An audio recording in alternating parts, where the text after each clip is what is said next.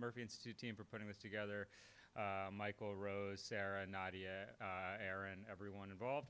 And I should also start by noting Vina Dubal.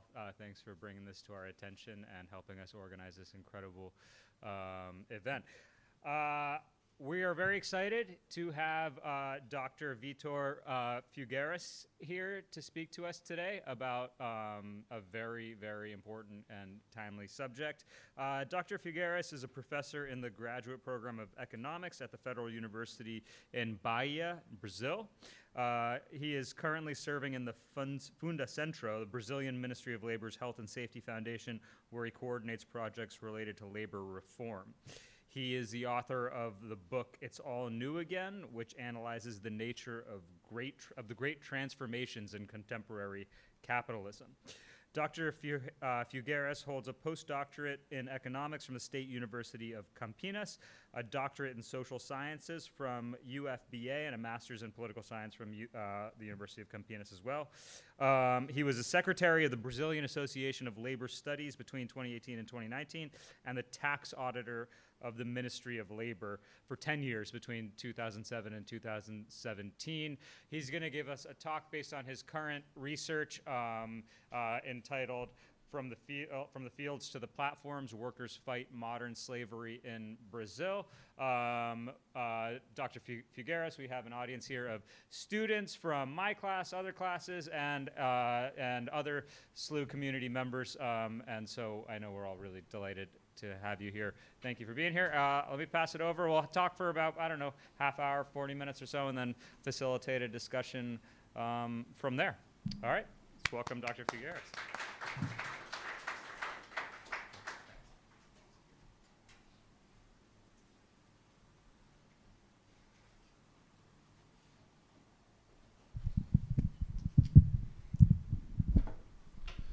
So, it's a pleasure being here.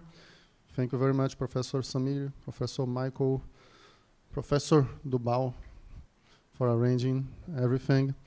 First of all, I'd like to say that if it's not understandable, if my English gets a little tricky, instead of smiling, just tell me, and I can repeat the sentence or organize my ideas.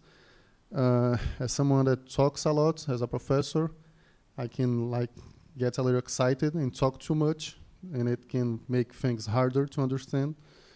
So I'm going to try as hard as I can to behave myself, to talk slowly, to be very telegraphic, as it makes sense. But if I get fast in talking, just tell me, look, Vitor, calm down, and I can explain everything, okay? Also, hopefully, I won't talk too much.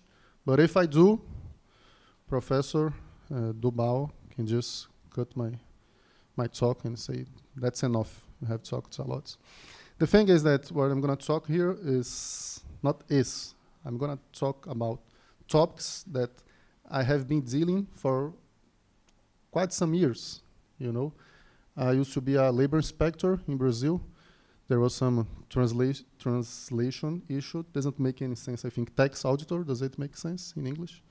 Whatever. It's in Brazil, call it labor inspector. It's someone that enforces labor law. Yeah, labor inspector. So my job, I used to enforce labor law. In Brazil, not as here, in Brazil, we have a federal approach to labor law.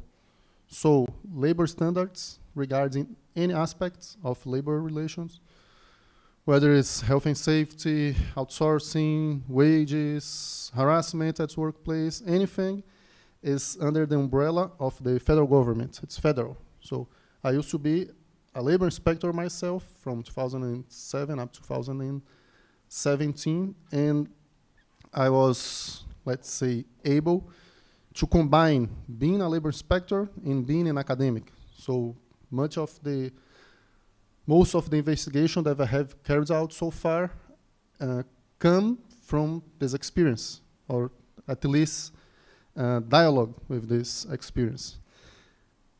I'm going to talk to you today about something that is very simple. Maybe it's not what you are expecting to hear, but I hope that it's interesting as well. Because when we talk about modern slavery, at first, I'm pretty sure that most of you, if not all of you, think about chains, think about individual coercion, think about someone beating up the other one, think about the retain of documents, for example, passports and so on. All of that happened. That's an issue.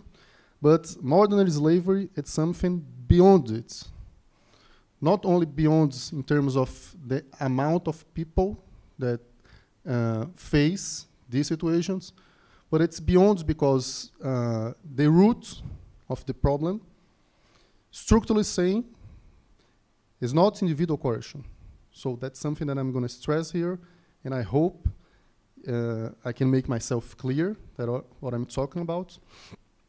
And also how Brazil has a specific approach regarding our penal codes, our criminal law, and how it's related to modern slavery, or more precisely, in our law, slave-like conditions or labor analogous to slavery. If I can organize my ideas straightforward and it's clear, then we can understand how we're just talking about extreme forms of exploitation, extreme forms of labor exploitation. You can call it, Professor Michael, however you want. It's the same phenomenon. Either if you don't recognize it as it's the same thing. So I don't do very well with slides, you're gonna see, but I hope that some of the pictures and charts that I'm gonna show to you, you make my talk a little more friendly. So this, just to start with, this title, it wasn't suggested by me, but I think it's great because it precisely links and show how things are connected, how things are related. You're not talking about something that's past, something that's a reminiscence. Does that make sense? Something that's supposed to be over, and nowadays it's anachronic. Not at all. You're talking about something that has a potential to be seen in any capitalist society. And that's my main point here. So extreme forms of exploitation, labor exploitation, can be seen in any capitalist society if labor movement, if labor law is not strong enough to impose limits to capital behavior. That's my main point here, and I'm going to talk a little bit about it, from the field to the platforms. So, like I was trying to say, to start with, when we talk, when we say we, like the ILO, lectures, reports on the media and so on, talk about modern slavery, normally people tend to think of someone being like kidnapped, being like beaten up, and so on. That happens, that also happens in Brazil, but it's like, it's not the main source of slave-like conditions, and it's not like the main feature of slave-like conditions or modern slavery. You can pretend, or you can even, as a legislator, think, states that the only problem in a capitalist society is when someone submits another person to some kind of coercive abuse. You can do it if you will. But even if you do this, many different instances, many different situations of very similar conditions similar to slave, formal slave, will be seen. Why does it happen? Why, even if there is no individual coercion, you're going to see like people sleeping above feces, animal feces, excrements, working 14 hours a day, and so on. Because the very way of coercing people in capitalist societies, the basic way is not the individual coercion, it's the collective coercion created by labor market itself. I'm talking about something very basic that sometimes we don't think about it. Most of people don't have anything to do to survive other than sell their workforce. And a few people have the means of production. If there is no limit to this asymmetry that's created by the labor markets, slave-like conditions will be seen, whether you consider it, whether you name it slave-like conditions or not, whether you name it like bad situations, whatever. It will be seen. And I'm not talking about, like, as Professor Vina taught me, I'm not talking about McDonald's conditions. McDonald's conditions are bad conditions. I'm talking about something like, just to start with, these kinds of conditions. What you're seeing here is a chicken farm, and all this brown stuff there, it's exactly what you are imagining. Feces. It's a good fertilizer, and it's used by other farms to grow crop and so on. In different countries, with different legislations, different laws, chicken picking.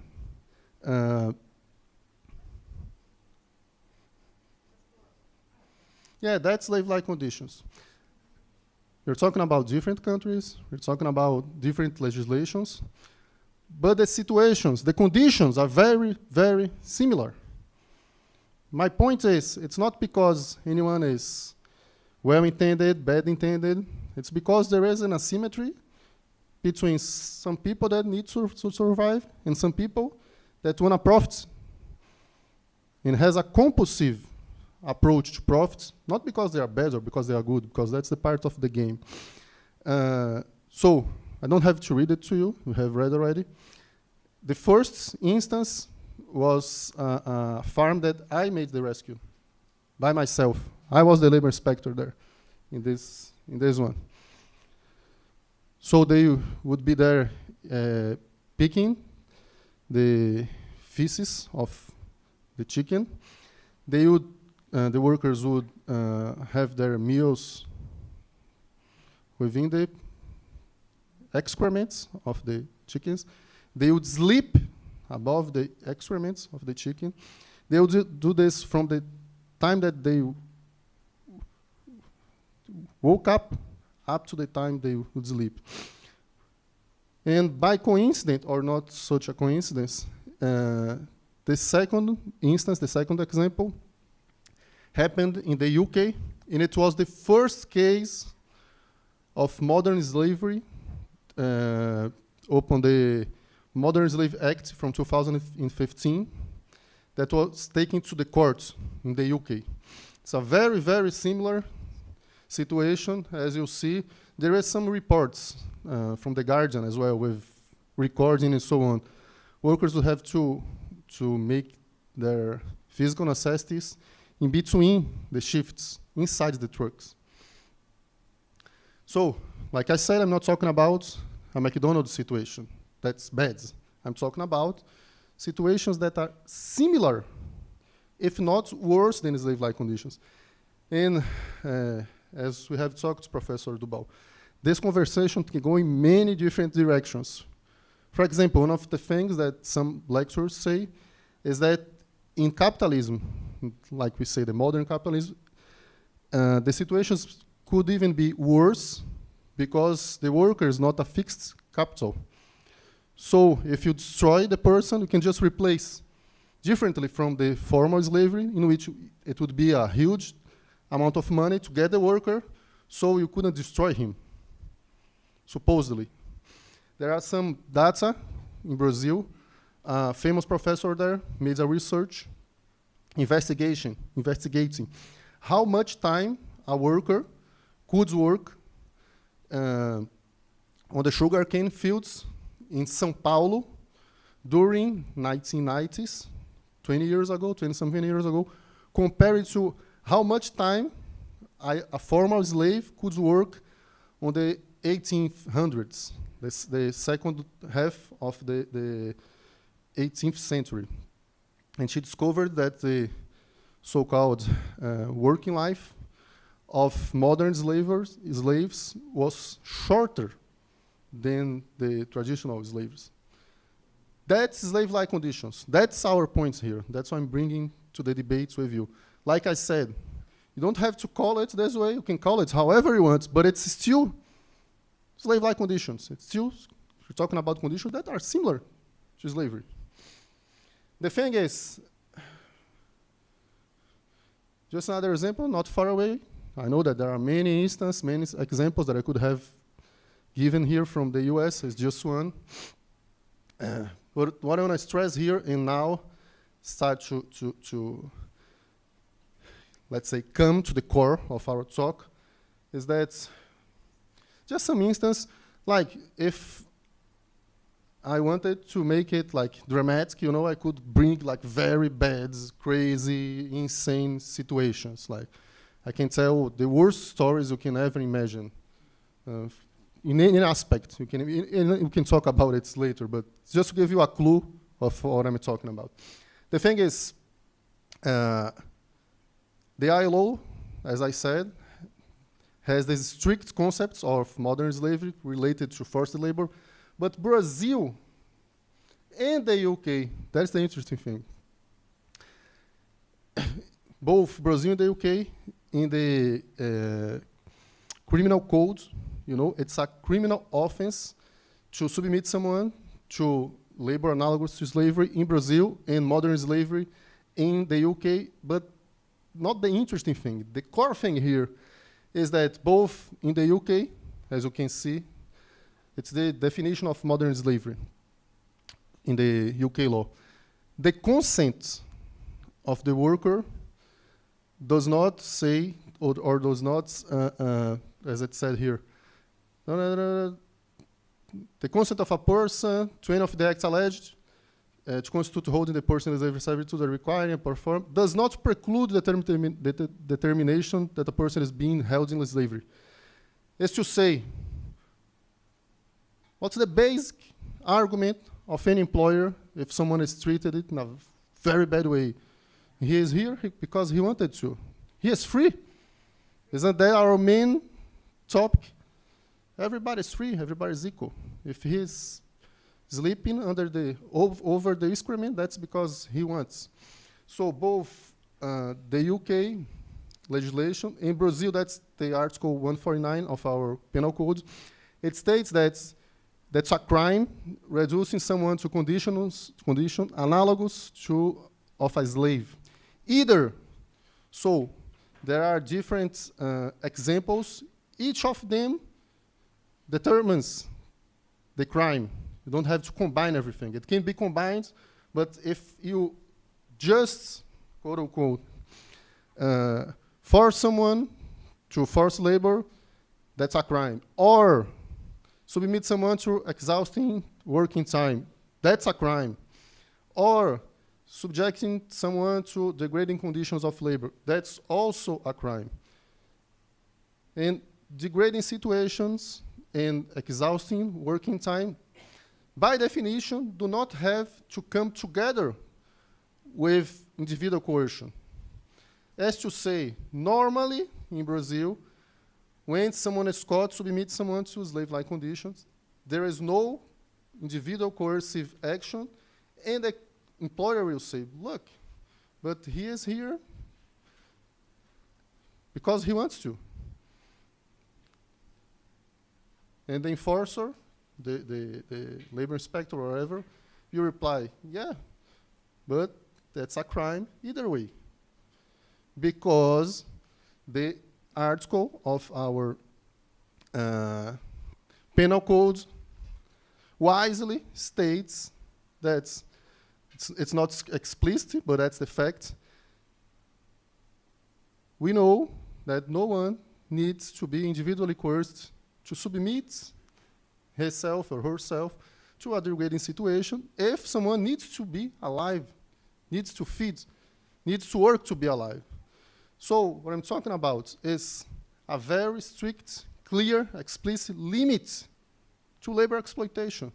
It's a limit to the operation of the labor market. It's a limit to what our friends Cal Polanyi would say, the denying of the right to live is to say, look, you can exploit your workers, but not so much. That's a limit there. This limit is called slave-like conditions, or in Brazil, labor analogous to slavery.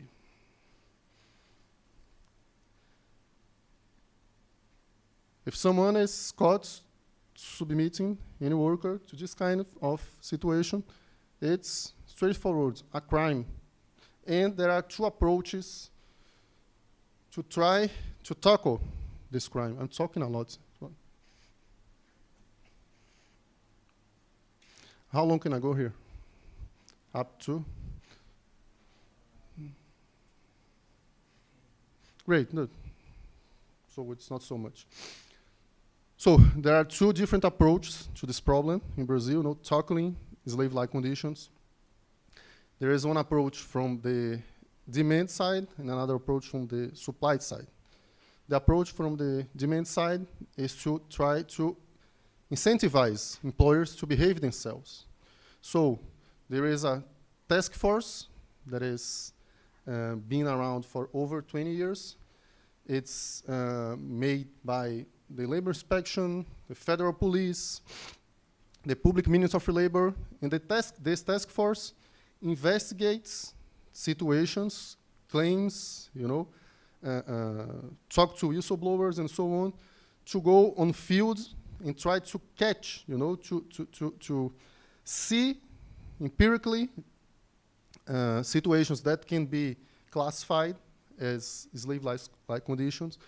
And when it happens, when the labor inspector gets to a farm or to a building site and see something like that, technically what happens is that the workers are rescued, technically, rescued by the states. What juridically means that the relationship is over between employer and employee.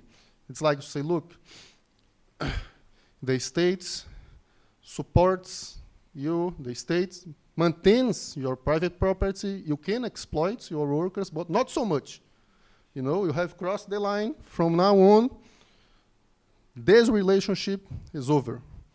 So the employers are sued, they have to pay fines, the workers get their rights, their wages, and so on. And sometimes employers can even go to jail because of that. Long story, we can talk a lot about it, but in sum, to be very short, this demand side public policy, this task force, is well placed in Brazil. It has happened it's been around for something like 25 years. Even during the last government, I don't know if you heard about what happened in Brazil. We had our crazy Trump there. So even with him, this task force was still operating because it's something that no one wanna stop it. We can also talk about it, the reasons that no one can want to stop it, but it's a public policy that's well placed, kind of rooted in our institutions. Just to give you a taste here, that's the number of workers that are rescued each year, or were rescued each year, beginning in 1995. Look, it's prior to the law itself. The law that stated this definition of labor analogous to slavery, it was passed in 2003. There was a broader law talking about what's labor analogous to slavery, but it was changed just in 2003. But because labor inspectors were facing so harsh situations on the fields, they started to make the rescues prior to the law. something kind of tricky. But anyway, after that, you can see that normally above 2,000 workers are rescued each year in Brazil in slave-like conditions. Of course, it doesn't mean that that's all the picture. You're talking about a tiny piece of slave-like situations, the situations in which the state is able to catch the employers submit workers. Bad news is that there is no sign that things are getting better. Actually, on the contrary, if we have time, I'm going to talk about it. As in here, as in many countries around the world, labor law has been under attack, been facing huge attack in Brazil, and there is no sign that the situation is going to get better. Something that I would like to stress here, just to maybe engage you in the debate later. As anyone would expect, the majority of the workers rescued are hired through intermediaries. So outsourcing, subcontracting, depending on whatever you define outsourcing or subcontracting, plays a huge role in decreasing limits to labor exploitation. It's very linked to slave-like conditions in Brazil. In this case here, on my sample, it was not a sample actually, it's all the situations caught, slave-like situations caught by the state in Bahia. All of them, almost 80% were linked to subcontracting or outsourcing. There is no sign that things are getting better. And on contrary, there are signs that there is not only the reproduction of slave-like conditions, but that the same people are submitted to slave-like conditions again and again. The ILO made a survey going together along with the task force and interviewing people during the rescue, say, look, have you been to this same kind of situation before? Almost 60% of the workers had faced situations, slave-like conditions like those prior to the rescue. There are some other data showing from the unemployment benefits that the same workers, a huge amount of the same workers, are rescued again and again and gets the employment benefits again and again, because basically after the rescue, you get your wages, maybe you get a compensation, but what's next? What are you going to do with your life? Probably you have to go and look for a job on the labor markets again. So you're going to be facing the same forces that made you be submitted to slave-like conditions. There hasn't been, no, I will leave it to the end. There is a new public policy that I'm going to talk about it briefly that's trying to tackle or to address the slave-like condition regarding the supply side, regarding the workers, give some alternative to workers that are rescued. That's how I'm going to end at least the talk. But prior to that, I'd like just to show you something that's spread around the world and that's completely linked to slave-like conditions, even if we don't talk about it. The first thing that I'm going to say is not going to be good, but it's to admit that we have been failing, we as the state of Brazil, to classify, to determine that what we're going to talk about now is also slave-like conditions. But it is. I hope that at some point we'll have the courage to enforce it, as we have done in many other instances. So, as it was proposed to me. The link from the fields to the so-called platforms is something very clear, and it's not surprising. On the contrary, this idea that the so-called platforms are bringing something completely new is something both naive and not consistent. On the contrary, to misguide, to classify, to carry out frauds to labor law, to deny employment rights, it's something not new. Uber did not invent, Uber didn't have the idea, look, I'm going to be the first company to deny the employment status. It's something that's not new. It's been all over the place. Building sites in all countries. I'm pretty sure that misclassification is not something very new in the US. And this trend to misclassify, what's the right way to say?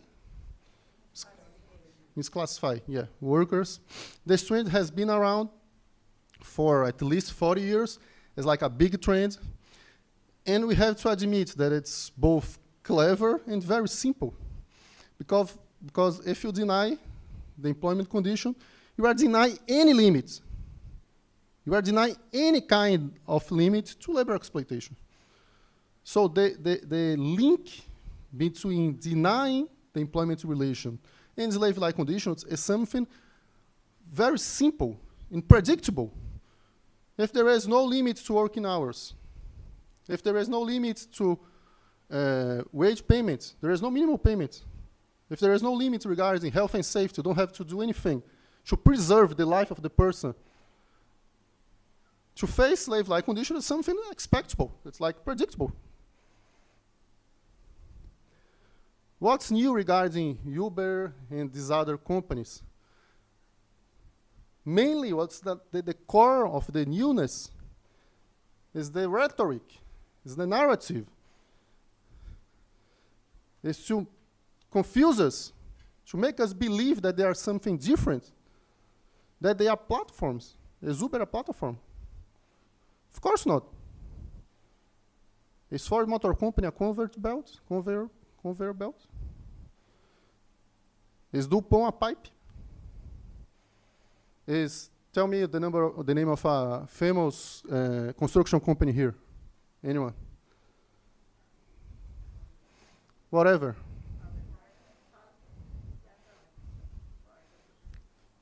Is this company a scaffold? Is it a scaffold? Okay, is the corporation, this corporation, is it a scaffold? They put up those, they put them up. But is it a scaffold? No, they use scaffolds. Yeah, they use them. DuPont, a chemical factory, is it a pipe? They use pipes. Is Ford Motor Company a conveyor belt? Should it not be pipes? They use tools, instruments, means of production. A platform, a digital platform, a scaffold is a platform, a physical platform, a way to perform some work. A digital platform is just a tool, a mean of production. But Uber has convinced all of you, me, everybody, that Uber is a platform. It doesn't make any sense. But why does the company do it? Because by saying that, you admit, you absorb the idea that you're just talking about an intermediary. I'm just the tool. I'm just the connection between workers and customers. So how naive are we? And also, when you think about a company as a tool, a platform, it seems that we're talking about a new sector, the platform sector. It doesn't make any sense. There is no platform sector. Any company in any sector can use a platform, and it's used, that's being used for sale, for whatever. It's just a tool. When they invented the telephone, now we have the telephone sector, There is not such a transportation sector, you have the telephone sector, because now the taxis are being called by telephone. That's the same thing. Isn't that insane? And everyone falls for the strap. So, using a very basic idea to deny, by definition, the status of the relationship, and put in our minds that you're talking about something new, a new sector, that this tool is just an intermediary between customers and workers. They are being able to impose slave-like conditions all over the world. So just to give some taste to you, I'm not talking about anything new in terms of data. There is Professor Parrott here in New York. I'm pretty sure that you know him.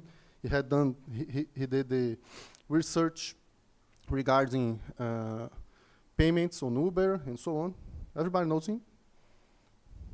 Parrott. James Parrott. So what I'm saying that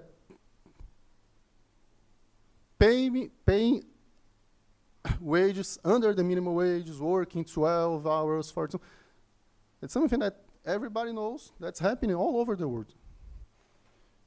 And one of the main factors that's leading to make it happen is the narrative of these companies that we admit, and we admit to engage in the debate in a very insane way, in terms of, instead of thinking as the employment relationship, employment status and basic rights as the floor, as it has always been, you think about it as like the roof, and you start talking about, oh, maybe we can talk about having minimum wages for these workers.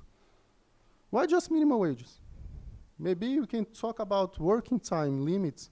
Why just working time limits? What's the difference between these companies and every other company?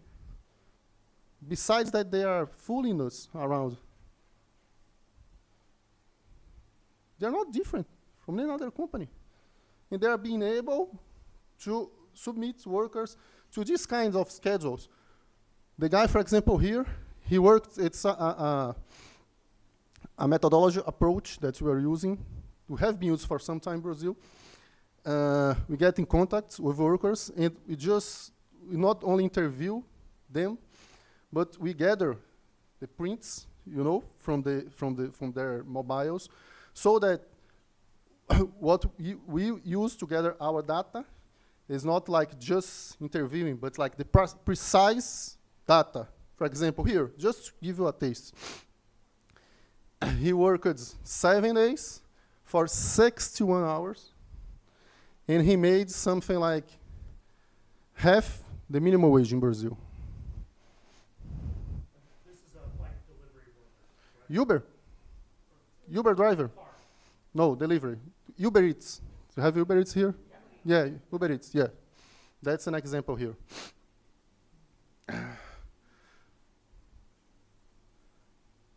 One of our, our most recent survey regarding both delivery workers and drivers, carried out by FUNDACENTRO, my institution, 55% of the workers said they worked 7 days a week.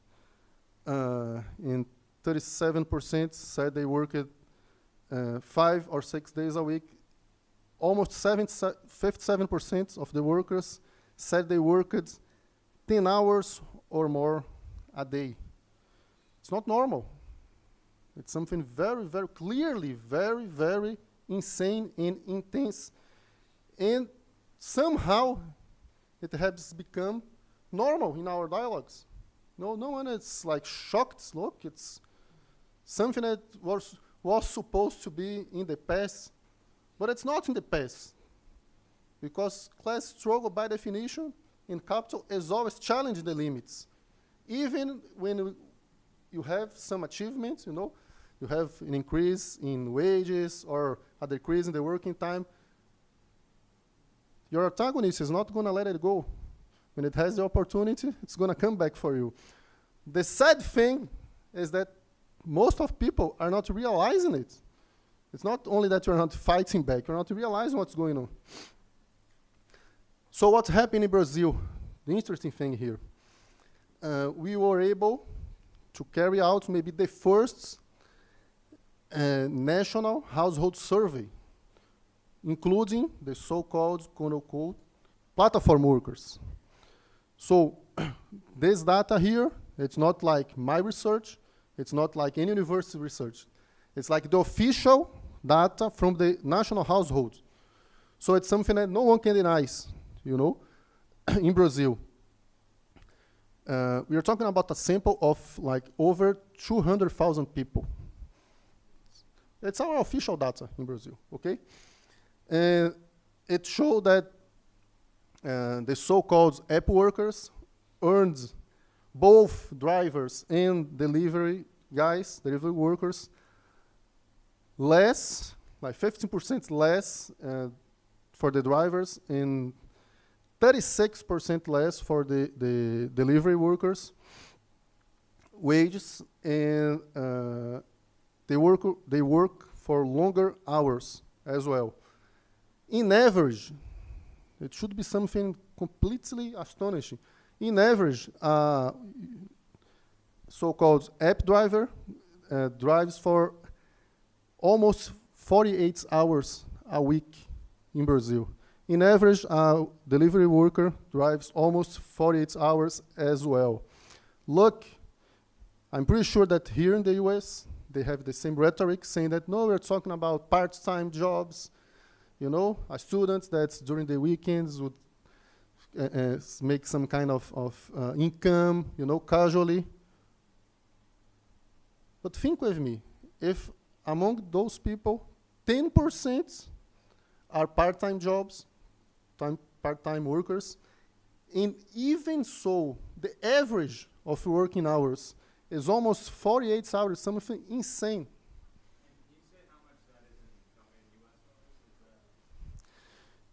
You know that considering, like the nominal rates wouldn't tell us much. We are talking here, it's a very important question, Professor Samir, because we're talking here about gross income. It's not liquid income, you know what I mean? The expenses are not being counted here. It's about less than 2 minimum wages, but without counting the expenses. How many in dollars? Yeah, that's my point. In dollars, we might say $2. $2, yeah. Yeah, $2. But when you think, to make it, it's easy to figure out. When you think about dollars for real term exchange rates, it's almost the same. 10 reais for Brazilian landscape, it's similar to $10, you know? You can have a meal with 30 reais in Brazil, in New York, sometimes, depending on the place. But anyway, it's kind of the same. So, it's not getting the attention, it's not only there, but all over the world. How absurd is it? Even in a capitalist perspective, why don't the other companies try to tackle it? Because we're dealing with a completely bad way of competing, you know? They are undermining competition, by definition, and they are getting rid of it. When you talk about accidents at the workplace, it's also astonishing, it's shocking. Our first, at FUNDACENTRO, our first survey, 1/3 of delivery workers reported to having in work accidents. On our last survey, that was carried out between 2021 and 2023, almost 60% of them were victims of both drivers and delivery workers of traffic accidents, illness, robbery, assault, or shooting. But what I'm going to show you here, that's the most shocking stuff. The corporations, Uber and so on, they paid for I know that that's common here in the US, they paid for a research, you know, for a well-known institution there, SEBRAP, to carry out a research. It was like a package for them. It was supposed to show that they were good guys. In their research, they interviewed supposedly 3,000 workers. And they found out that it's something completely insane. They found out that 25% of the interviewed workers in the last 3 months, so we're talking about a very narrow, a very short-term interview. It's like, so in the last 3 months, did you get an accident? 25% of the workers had an accident. 18 suffered racism or some kind of gender-based violence. And 8% were robbed. According to Brazilian data, that's not perfect, that can give you a clue. Normally, in 1 year, 5% of the labor market's economic of the employed people, whether self-employed or not, or employees, 5% get some kind of injury at work. You know, talk about something like up to 50%, considering the company's research. So you can imagine.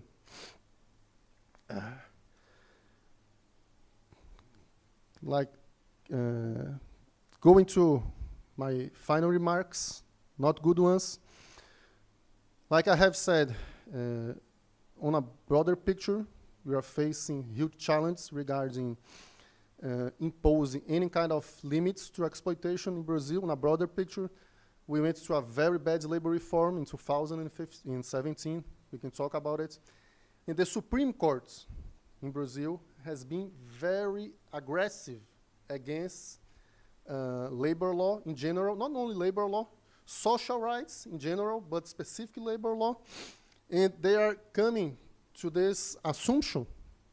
It's not a conclusion, it's an assumption, to say that any kind of contract between stakeholders is acceptable. What's insane here?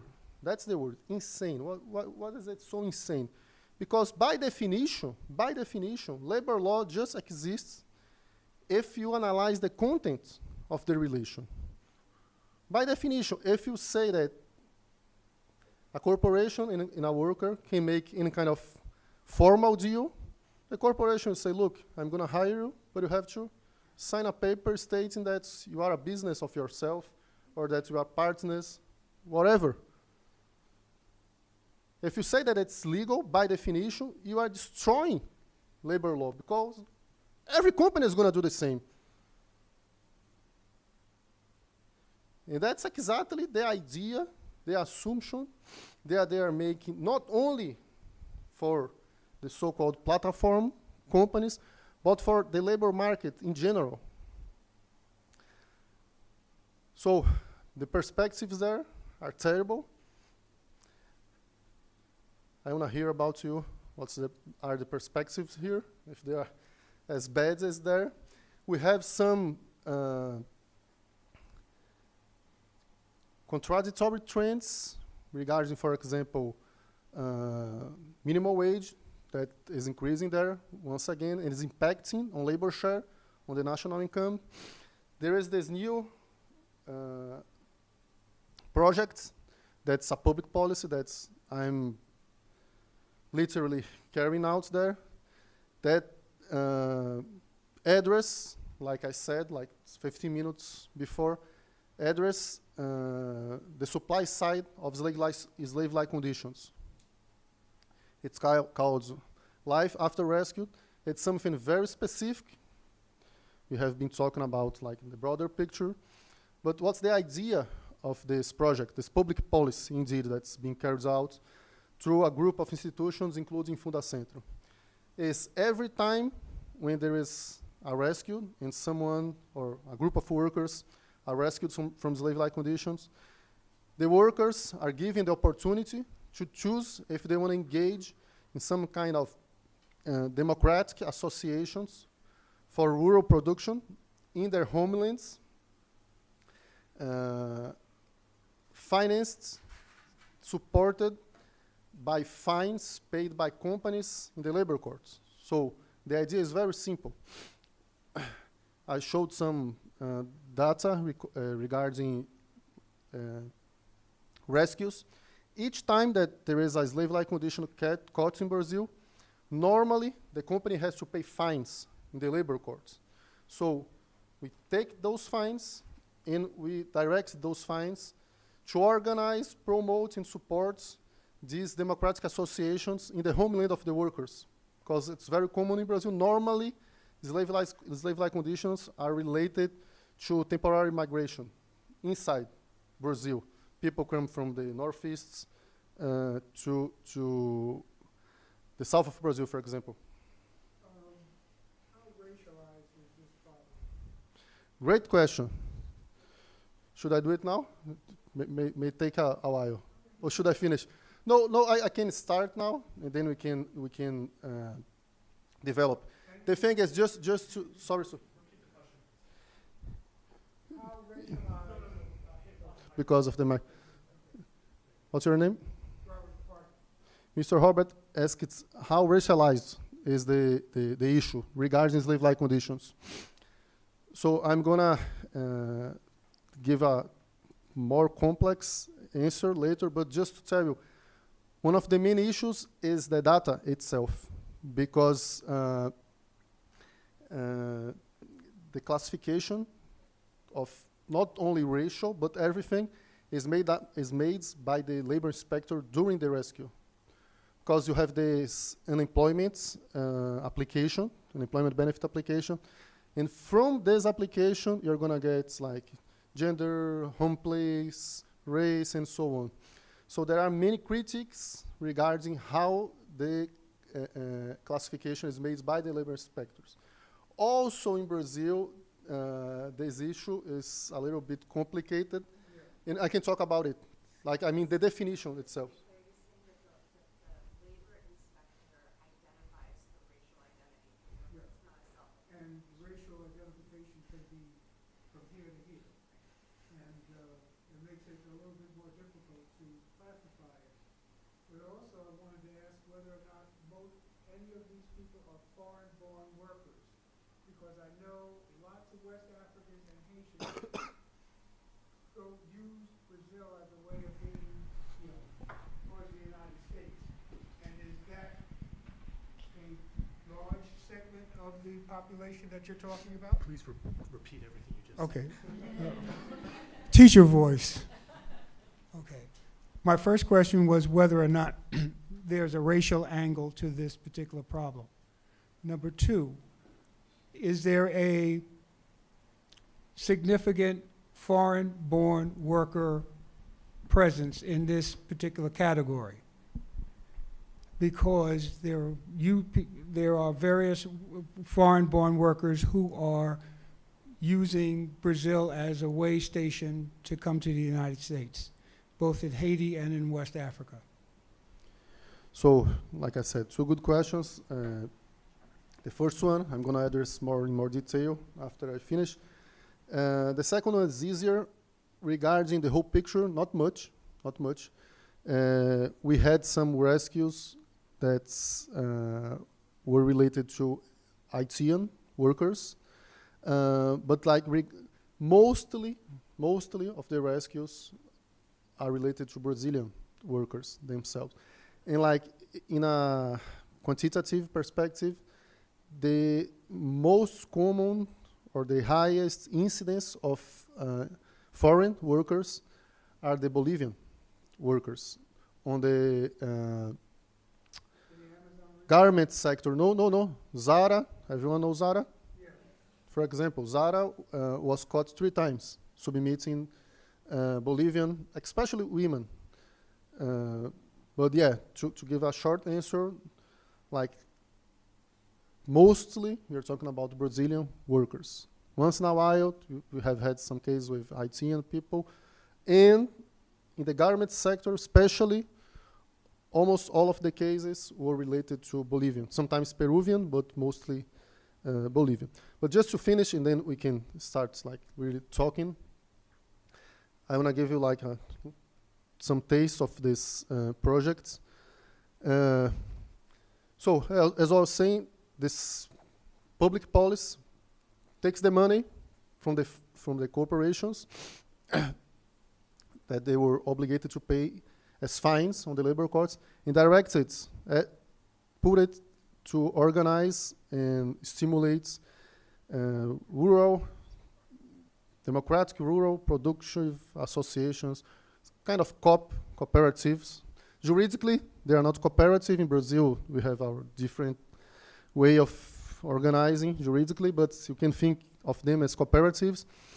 And the idea, actually, what we are doing now is both to finance the associations. When I talk about finance, I'm talking about buying the land. We buy the land, we buy the equipments, facilities, the inputs. We train them, but instead of training to give them back to the labor market, we train them to work for themselves. That's our point. And we are trying to link the production to institutional markets, especially public schools, meals.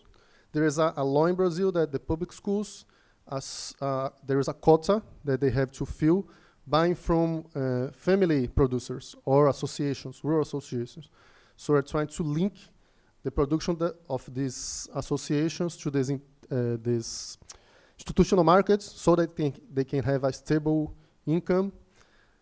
And anyway, it's a short, long story. Maybe I can talk a little bit about it when we talk now. It was a pleasure talking to you all, and I'm glad to have a chat now.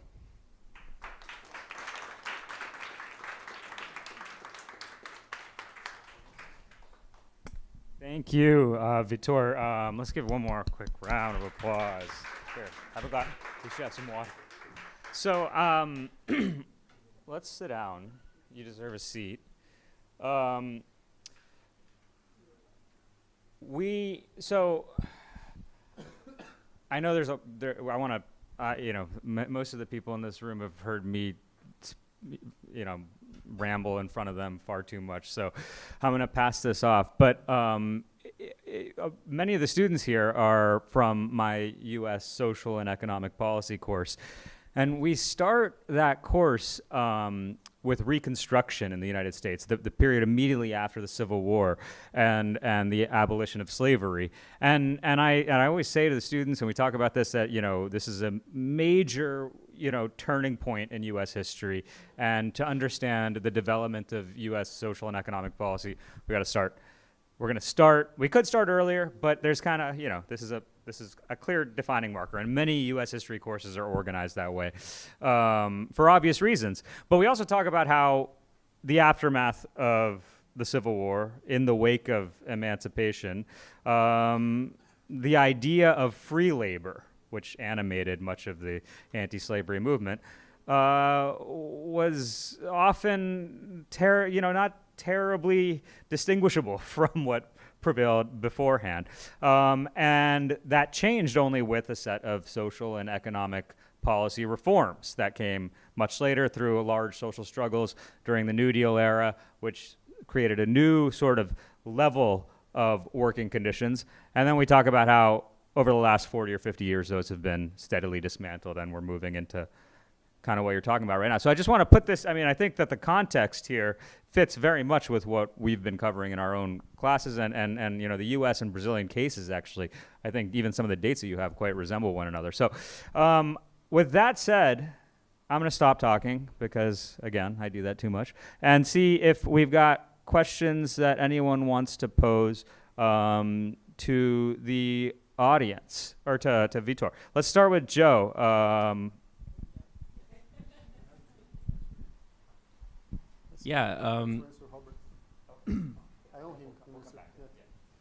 So just with this life after rescue model, that was really intriguing to me, that some of these fines from the enforcement are paid to give the means of production back to the workforce. And like, we're talking about these apps as being a means of production and not the product itself, right? Uber is just a means of production because it's that connector between the customer and the worker, right? So do you think that a model like the life after rescue could work in like a cooperative model where whether the workers themselves or the government provides means of production to bring more equity to that? Do you think that's viable? So I already have like two very, very good questions to answer. When Mr. Roberts comes back, I'm gonna address his. There he is, Mr. Roberts. I can answer you now. Your question is great as well. It's very tricky, to be honest. Not tricky in a bad way. It's complex. So first, coming back to Mr. Robert question. Well, like clearly, in Brazil, structural racism plays a huge role in this kind of situation, you know. But like the way that the data is collected and the way that we socially approach the issue. For example, in Brazil, I'm white. I'm pretty sure I wouldn't be considered white here in the US, would I? I'm Latino in the US and I. So in Brazil, I'm white.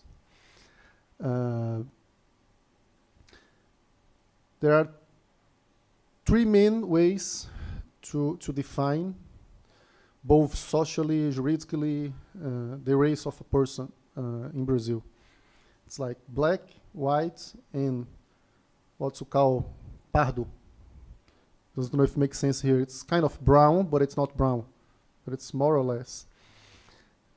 And for example, considering public policies, pardo and black come together in a same, not in the same concepts, but in the same frame. For example, some social quotas apply both for pardo and black. I was always considered pardo because the way I look. But socially, I'm white in Brazil because I'm a middle-class guy. So, to address your question, for sure there is a racial issue there. For sure, structural racism plays a role. But when you see the data, pardo is like well above the data regarding rescues. Pardo is well above black regarding people that were rescued, regarding the way that the data is collected. So just to end, that's a field of complexity there that I'm not very confident to be assertive in terms of the data. But for sure, structural racism plays a huge role. Black people are much more vulnerable and so on, for sure. And also there are also issues regarding the states. I didn't want to be so, because that's something that I'm dealing for so long that it's hard to be short. But for example, in the southeast of Brazil, many times when I was carrying out the inspections, I was the darker person in the room. The workers were like blonde and so on, in a very bad situation as well, you know. But yeah, racism plays a role, it's important. But it's something that, even regarding the data, has to be more well addressed, I would say, in Brazil. Regarding your question, what's your name, sorry? Joe. That's a very tricky question, in a good way, in a complex way. Because when we are talking about life after, first of all, I don't know if I missed something, but when I said that Uber states that they are a platform, is saying that it's not true. They use a platform. As Ford use a conveyor belt, construction corporation use scaffolds and so on. The thing is, regarding some kind of public policy as life after rescue, the framework of the economic sectors on the countryside makes it much easier for the workers to engage in some kind of democratic organization and produce in a sustainable way, because of many reasons. The first one that you can think about is, if create some kind of co-op using platforms, you're going to compete. Who are you going to compete with? Is it feasible to have a 20 people organization with an app to deliver? Are you going to compete with Uber? Is it feasible? And also, we're talking about some sectors. For example, the delivery sector is even worse because the commodity that you produce is an intermediary commodity between someone that's producing the food and someone that's buying the food. So you tend to be squeezed by both sides. And we can go on and on all night here. There are many factors that make it much harder. On the progressive fields, I think all over the world, people tend to think of cooperatives as something naive and so on. I don't think there's a way, but you have to face that it's very hard to think about it in its feasibility, in its sustainability. In our approach, it's much, much easier. First of all, we're talking about having access to the land so you can have food sovereignty. At least you can produce food. By doing so, it's already a success, it's good. Second, you can have access to different markets, not in a such competitive way. So in fact, organizing and producing on the agriculture, or we have nowadays we are supporting 5 different associations. 2 of them are producing vegetables, cocoa, and so on. And 3 of them are starting to grow sheep to get them fat and sell it. If things go right, our idea, we wish or we aim or we expect, whatever, them to upgrade, maybe 2 or 3 years from now, to produce cheese, because the added value for cheese is much higher than the meat of sheep. On the other hand, it's much more complex, both on a technical way and also in the markets. You're going to compete with strong players, talking how to say, commodity, because we say in Portuguese, not commodities that are not specialized, for example, crops and so on. How do you call it? In the financial market, people call it commodities. Oil and so on. So vegetables are commodities. So it's easier to compete. In cheese, for example, is something that can be a problem. Okay, let's take maybe, why don't we take 3? Let's go here, and then Alex, and then Michael, or yeah, one of you two. Here, right? Yes. And I'm so sorry. I have to complete the answer. Because there is a public policy that I'm trying to carry out to make a public policy using a platform to organize real self-employed people. So painters, electricians, gardeners. 20% of the Brazilian labor force is indeed, in fact, not bogus self-employed people, but true self-employed people that live in very bad conditions. 80%, I'm talking about 20 million people, 80% of them do not have access to social insurance, for example. And our idea is to use the platform to make an assumption, a precondition for the contract between you and your electrician, guardian, whatever, the payment of social insurance. So it would be called the decent work platform. Thank you. Thank you for your talk. I think just one comment on the last question. I think it's interesting to ask the question, mode of production of what? when it comes to these platforms? What do they produce, or are we talking about elaborate infrastructures of labor control and degradation that may actually be characterized differently outside of that framework? I worked in tech for a long time, and I actually did a lot of organizing at Google.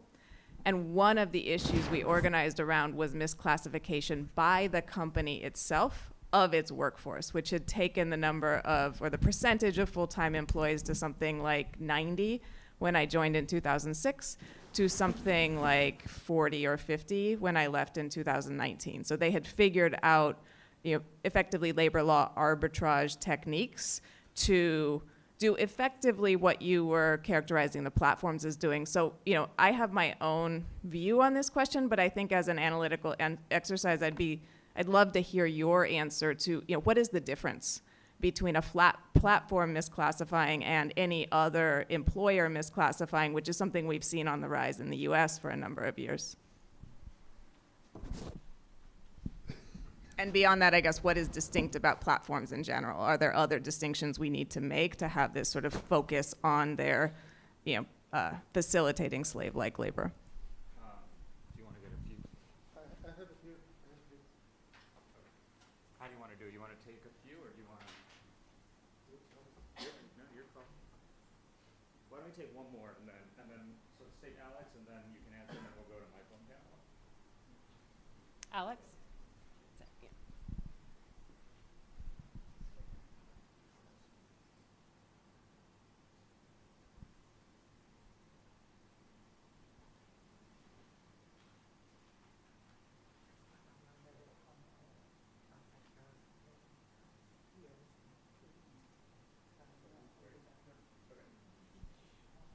Ready? Yeah. Okay, and I guess my question related to like attempts to sort of regulate these platforms through labor law and like what that's looked like in Brazil. I know, for instance, here in New York recently we passed some regulation that gave these platform workers minimum wage, and then the apps responded by making it so it was a lot harder to tip them. There's attempts to roll that back, and then just last week in Minneapolis and Minnesota, there was a bill that was passed, I believe, that to qualify workers as workers legally, to give them protections. And I know in the United States, a lot of this has these companies have flooded our political system with money, and here in America, where corruption is essentially legalized, I know that corruption is a sort of hot button thing in Brazilian politics. So what has that looked like? And I'm wondering if I know Brazil operates under a federalist system too, with regards to the situation in Minnesota that happened. They're threatening to pull all service from the city. What has played out?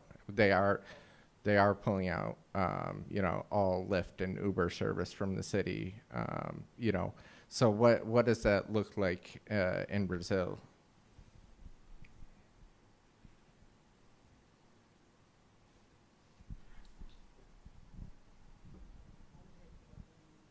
Why don't we do these two, and then we'll go. So, regarding your first question, Meredith, it's like a very clever question.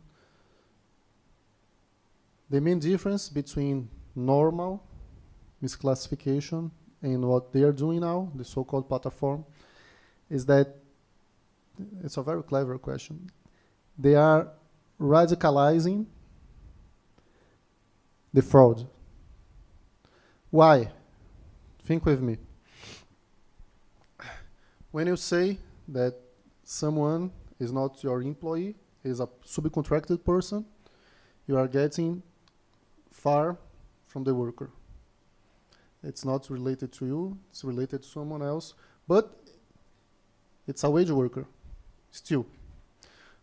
Second step, when you say that someone is someone that's serving you or supplying you with some commodity, for example, Zara, says that the Bolivians, that Sara states that it's a buyer corporation. So Zara supposedly does not hire people. They buy commodities, clothes, from the Bolivians.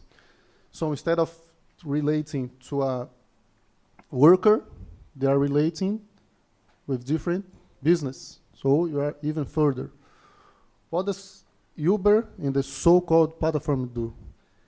They say not only that they are not the employees, not only that they are buying commodities, they say that they have no relation so far as a productive relation, but further, that's the crazy stuff, and you know that. They say that she is not buying from the worker is buying from them. What's the very basic nature of labor markets? Who sells the commodity? The worker, the labor force. The company is buying the labor force. What Uber says in other companies, that they are selling a product to the worker. The worker is the customer. And they pay, the worker is paying a rate to use the technology. So that's the difference. They invert the reality in a completely insane way. So instead of Uber being the buyer of the labor force, Uber is selling their technology to the worker. How crazy is it? Isn't it insane? Hope to have answered the question. So that's the difference. And the second part I missed, sorry.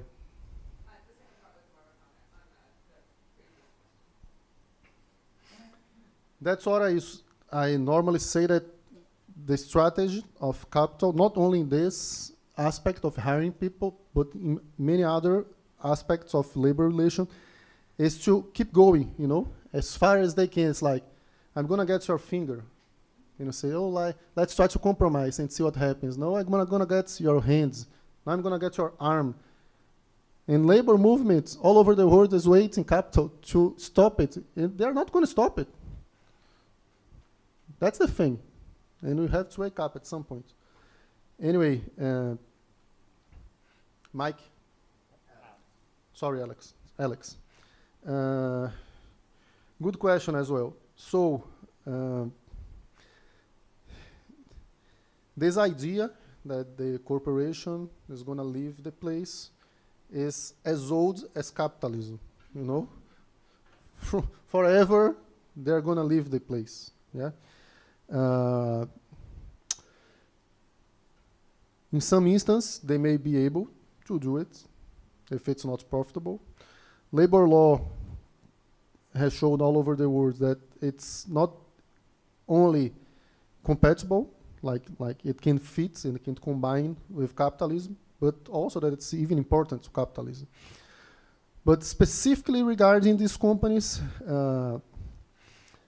it's easier to deal, actually, in a society's perspective, in the public interest in perspective. Why is it easier? For example, if Ford Motor Company wants to leave some city and go to some other city, it's hard to think if actually the company leaves, what the state can do. You know, we're talking about machines, facilities, bunch of things in factors. When you're talking about Uber, delivery stuff, you're talking about first something that's very simple, some means of production that's kind of normal right now. Anyone can have a platform. And by definition, we're talking about service that have the potential to be public service. So the approach, for me, it's very simple. You have to fight back and say, if you leave, you're going to make a public service. You're going to create a public service regarding transportation. Don't you have a public service regarding buses, trains? Why not a public platform, you know, with the engagement of the workers themselves? They could work together with the municipality, the mayor, whatever.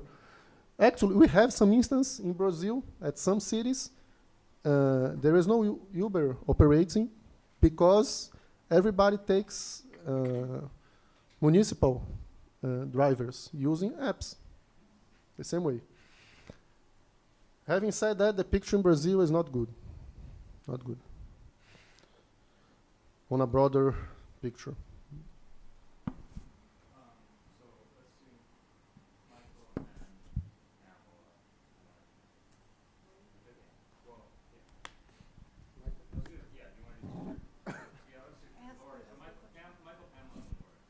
Okay. Hi. I have to admit, when I saw the flyer for the program, it's about Brazil and fields. The first thing I think about is the movement of landless workers, the MST, which has been a major force for agricultural workers for decades now. So my question is, what has the MST been doing around this, and the workers themselves who are in these situations? Has been efforts to organize unions? Is the major labor federation involved? These kinds of things. What are the workers themselves and their organizations doing here? Hi, Pamela. So you mentioned how aggressive the courts have been in Brazil to roll back labor law. I was wondering if you had examples of how they've been rolling back health and safety protections as part of that rollback. We've experienced that here in the United States with different presidential administrations, and curious to know your experience.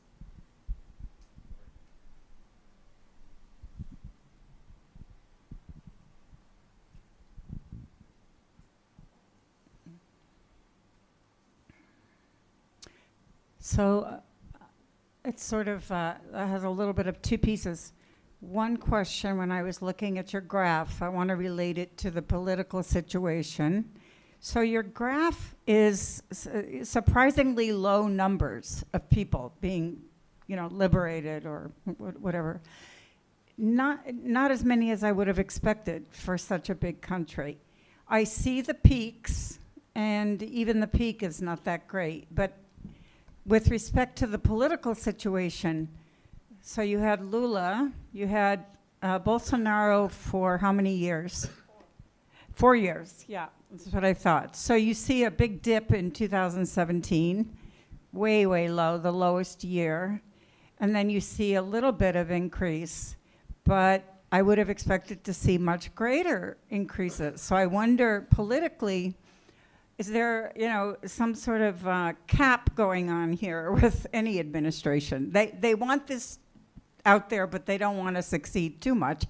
These numbers didn't seem very high. So that was one question. And the other part is, so with a very large amount of unemployment and people needing work, where's geographically, where do you see the greatest areas of problem? Rural areas, are urban workers also from the cities also, being transported to other areas, or not so much urban but more rural?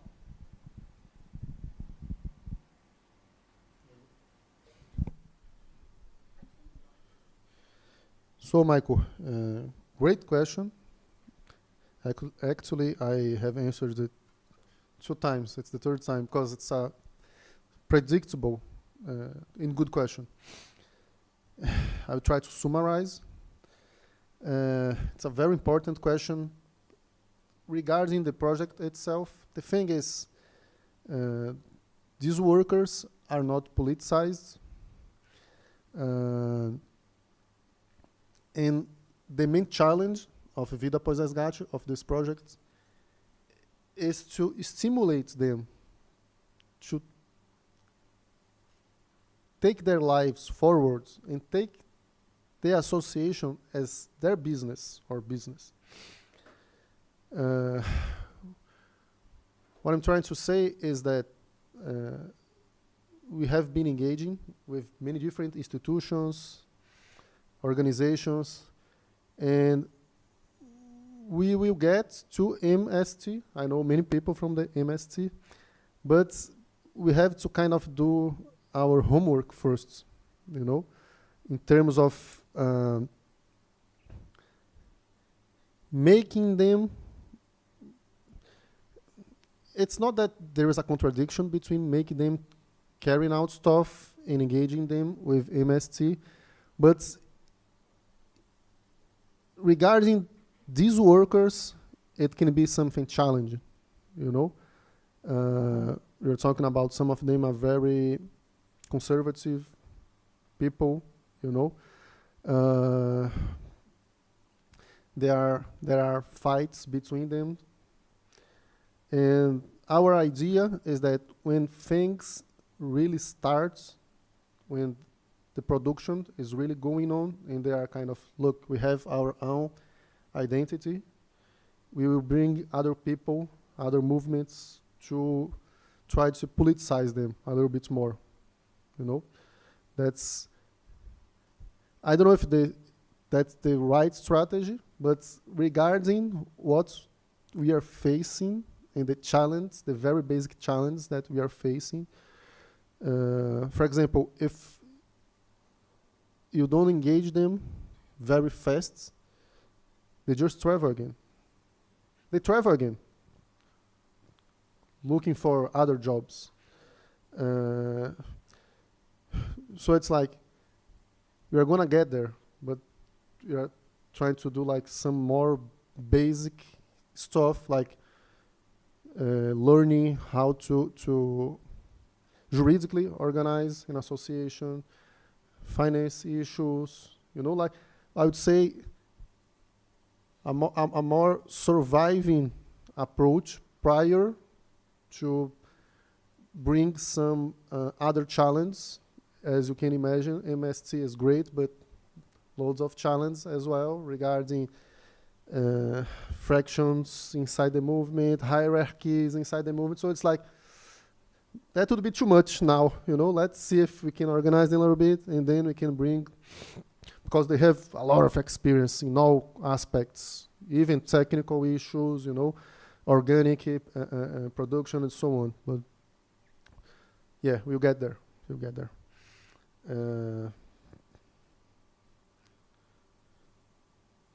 Pamela, regarding health and safety, and look, the thing is, when the court rules that there isn't an employment relationship, there is no health and safety.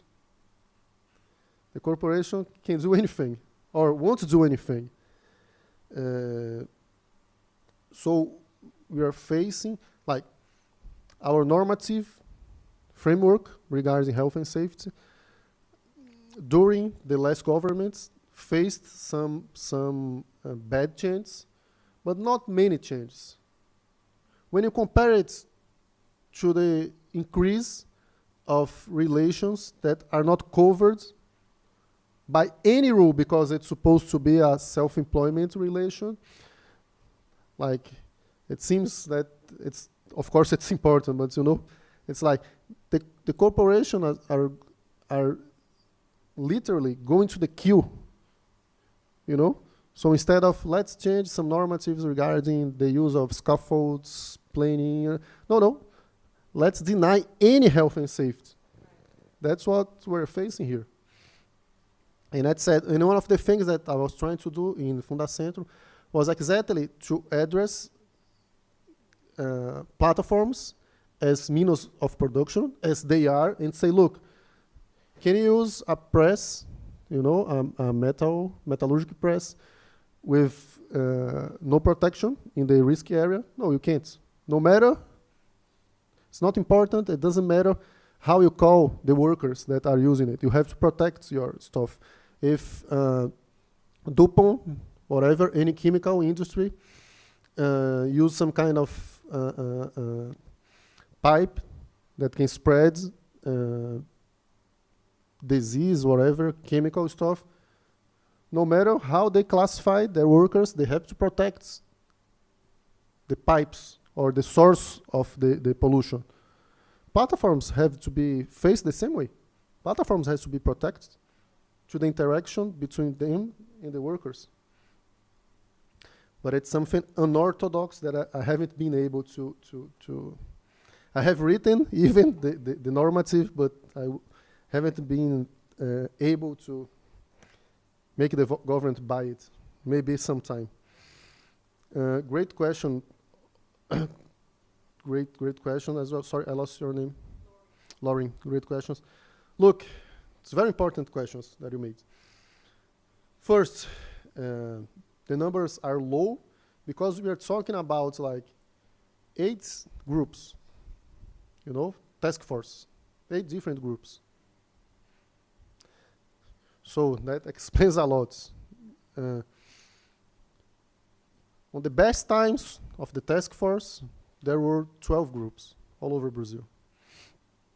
That's the first thing, and that's why we're not seeing like 100,000 people, 50,000 people, whatever. That's because we have a small number of groups carrying out the inspections. But also, there are many features here that you have to take in account.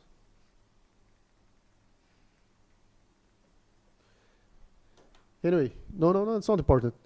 The thing is,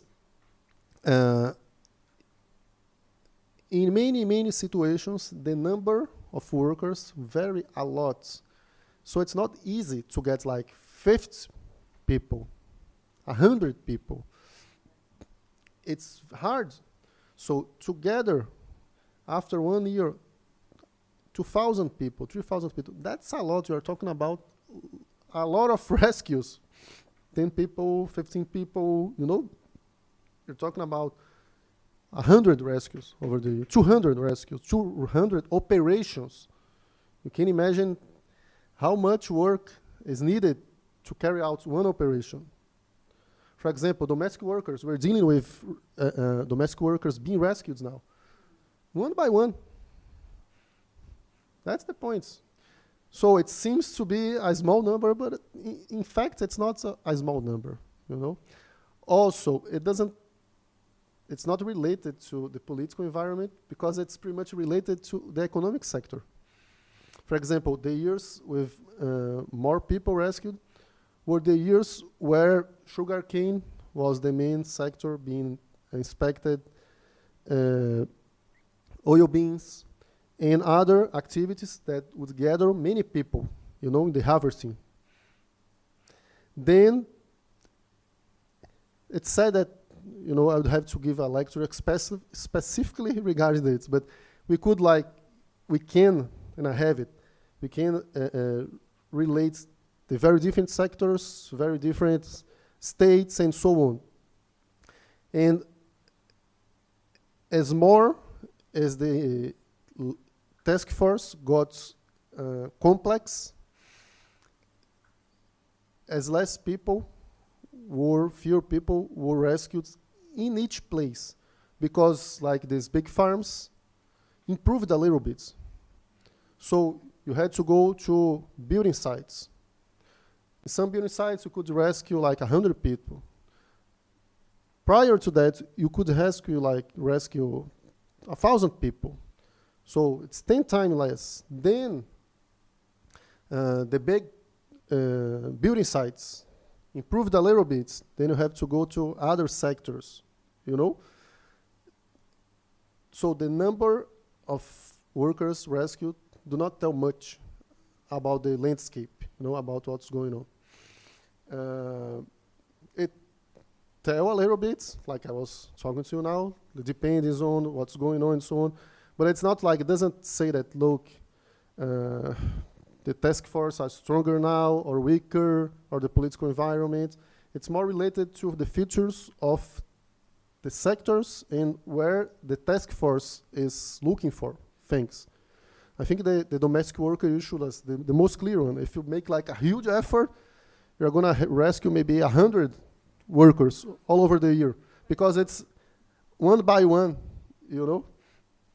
That's kind of what I'm wondering. Why not go, I mean, we have agricultural farms here that have dozens and dozens and dozens of people in very oppressed conditions that are not legal perhaps or other things, but you'll find 50 or, you know, something at a time. So why do a strategy of going after one by one domestic workers? You know, because the big farms improved after many rescues. That's the point, you know? It's not easy nowadays if you go to a big farm in Mato Grosso, for example, you may face slave-like conditions, but probably not. It was more common during, it's changed, you know? They paid good fines. When I'm talking about labor court fines, I'm talking about sometimes $2 million, 10 million reais, something like that. Sometimes we take them to jail, you know? So it's not something like very, very friendly. Yeah, it's not very friendly. So why go to smaller sites? That's because the bigger ones are improving. That's the point. Doesn't mean that it can go backwards and start to get harsh again. But at this point, at least, normally, when you go to a big farm, you know, sugarcane, it's not going to be easy to catch like very, very bad conditions, slave-like conditions. It's not going to be easy to have. For example, there was a rescue last year in these very fancy wineries in Rio Grande do Sul, and there were 200 people rescued from Bahia, from my home state. And it was considered like a huge rescue. 200. Yeah, but comparing to 15 years ago, I have been, I participated, engaged in some rescue of over 1,000 people. You know what I mean? So I think that's the landscape. In regarding sectors, there have been rescues all over the country, all over, literally in all 27 states. Every sector you can imagine, even in festivals, there have been rescues in festivals, music festivals, beer factories, any place you can imagine. It's that kind of thing that as much as you dig, you know, you find. That's the thing. Yep.